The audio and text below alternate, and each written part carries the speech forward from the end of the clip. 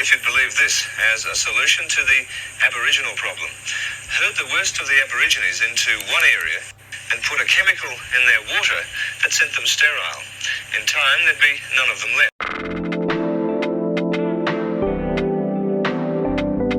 Take 5 or 10 seconds of your time and watch this video.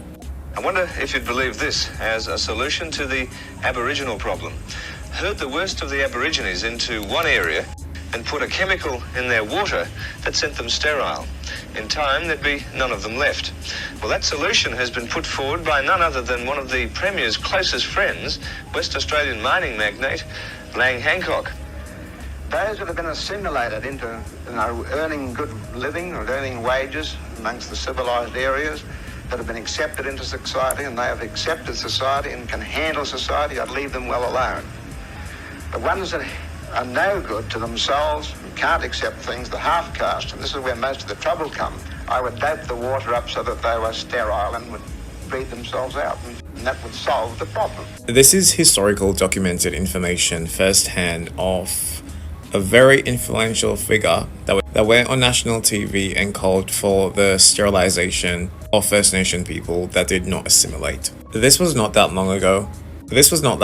These type of views are still well apparent in the Australian society, and the only difference is they're just not as vocal as what they were before. Just like the South African pastor Harry, he wanted to eliminate the native problem. He wanted to poison the water supply in the townships, aka the informal areas. By also poisoning the water supply in the informal areas, he will be certain that only the majority will be harmed by this chemical. To this day, whenever I have to research this news, I have to research it on international news because the South African media did not broadcast it as they should. There's actually few news outlets that reported this case. And I'm also not talking about something that happened during apartheid. I'm talking about something that happened in the 21st century in 2019. Then it brings up the next question of how many streams did they poison during apartheid in informal areas? How many food did they also poison during apartheid and gave them to informal areas? When you have informal areas, it's easier to distribute harm, because when you have informal areas such as these where majority of the people that you don't want live in one specific area, it's easier to distribute harm. It's easier to make other black people believe that the enemy is people who look like them,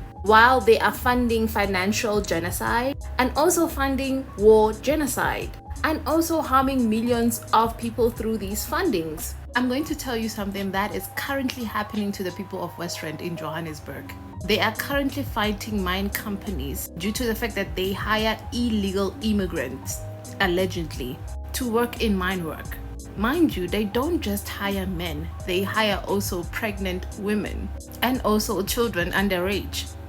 Allegedly, right? They put the blame on the ANC, but the people are saying we don't want to hear anything about the ANC because the mines belong to them.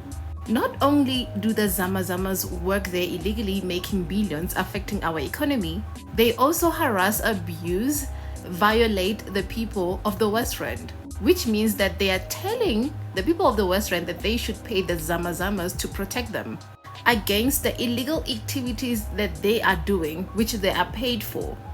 Not only that, right? We're gonna take it a step back. Remember there was a case about young ladies who were raped in South Africa in the mine where Zamazamas work? There was a company from Germany that went to that very same place where miners raped those black ladies. They made a documentary and they released it in Germany. Again, these Zamazamas who were very violent against those black people who went to shoot a music video are the same people who are having a discussion, shooting a documentary with white people from Germany. The very same documentary got an award. Please, they are also making money from that very same documentary about the struggles of being a Zamazama in South Africa. Can you please tell me why those people were not raped, harassed, and abused like those black people? The enemy is still the same person from apartheid. It never really changed.